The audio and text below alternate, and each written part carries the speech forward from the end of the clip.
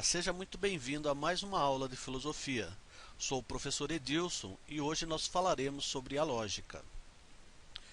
Antes de Aristóteles, não houve nenhum filósofo que se preocupasse com as regras que pudessem garantir a validade de raciocínios e argumentos. Aliás, este é propriamente o objeto da lógica. Nesse sentido, Aristóteles percebeu que se fazia necessária a classificação dos conhecimentos.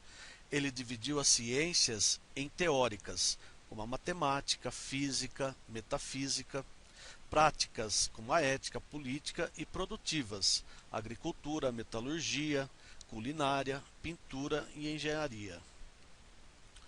Foi então que nasceu a lógica, conjunto de regras formais que servem para ensinar a maneira adequada de se produzir argumentos, raciocínios, proposições, frases e juízos. Para não corrermos o risco de não sermos entendidos, é essa a finalidade então da lógica. É preciso pensar e falar com lógica. Para melhor entendermos e nos aprofundarmos no assunto, é necessário também saber o que é silogismo. Silogismo é o raciocínio que se pauta em dedução, composto basicamente por duas premissas ou proposições, que pode ser maior ou menor, a partir das quais se alcança uma conclusão. Complicado? Vamos dar um exemplo de silogismo. Observe a frase: todos os homens são mortais. Antônio é homem, logo Antônio é mortal. A primeira afirmação, todos os homens são mortais, é sempre um juízo sobre um fato. Chegamos então à primeira premissa. A segunda afirmação, ou segundo juízo, Antônio é homem. Então chegamos à conclusão que Antônio é mortal.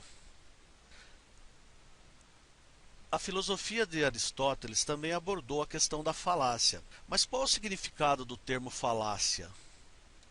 Uma falácia consiste no ato de chegar a uma determinada conclusão errada a partir de proposições que são falsas, ou seja, um raciocínio errado que tenta passar como verdadeiro para enganar outras pessoas. Na lógica medieval, as falácias foram muito cultivadas, porém foram perdendo sua importância na lógica moderna. Atualmente, falácia é entendida como qualquer erro de raciocínio seguindo de uma argumentação inconsistente. Considerando que um raciocínio pode falhar de inúmeras maneiras, as falácias foram classificadas em falácias formais, que é a tentativa de um raciocínio dedutivo válido, e falácias informais, que seria um outro erro qualquer. René Descartes, em meados do século XVII, entende que a razão é uma capacidade que o homem possui para examinar os dados e os sentidos que captam. Nisto, ele não se distingue de filósofos anteriores, mas Descartes também pensa que a verdade e a certeza são as condições, sem as quais um homem não pode dizer que possui conhecimento. Considerando o aprendizado, chegou a hora dos exercícios. Leiam o argumento abaixo. Todos os animais são mortais. Alguns répteis são animais.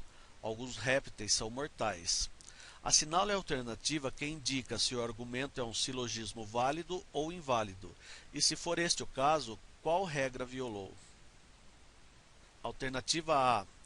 Este é um silogismo que atendeu às regras da validade silogística. Alternativa B. O argumento anterior é um silogismo inválido, porque o termo mortais está distribuído na conclusão, mas não na premissa. Alternativa C. Este silogismo é inválido, porque tem duas premissas particulares. Alternativa D.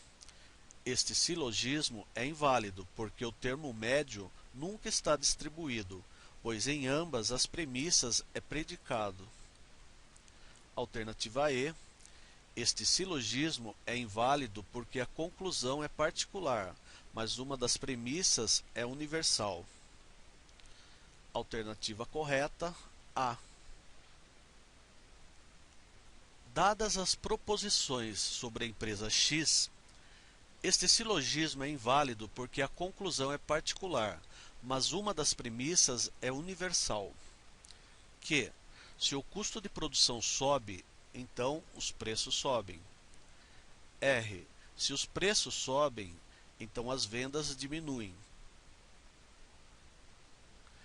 Sabe-se que a empresa X não foi à falência, então, alternativa A, as vendas não aumentaram. Alternativa B, as vendas diminuíram. Alternativa C, o custo de produção não subiu. Alternativa D, os preços diminuíram. E alternativa E, os preços subiram. Resposta correta, alternativa C. Com isso encerramos mais uma aula. Até a próxima.